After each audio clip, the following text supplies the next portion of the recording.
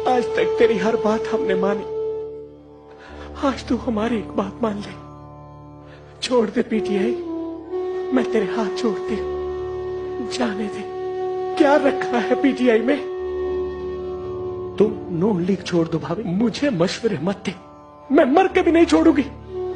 अपने भैया और भाभी की इज्जत तूने मिट्टी में मिला दी, नून लीग वालों की नजरों में बेआबरू कर दिया। और वो जो सारे मुल्क को लूट के खा गया, उसका कुछ नहीं। हमारे इस मासूम आवाम ने अपना पेट काट काट काट जो टैक्स अदा किए, वो टैक्स का पैसा वो बाहर ले गया, उसका कुछ नहीं। और मेरे लीडर ने उसकी असलियत बताई तो उसने बड़ा बुरा किया। तेरे लीडर की हैसियत ही क्या है?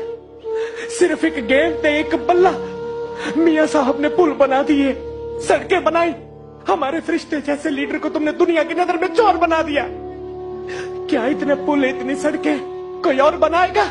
अपने लीडर से कह देना कि माफी मांग ले। वो किसी से माफी नहीं मांगेगा, किसी से माफी नहीं मांगेगा।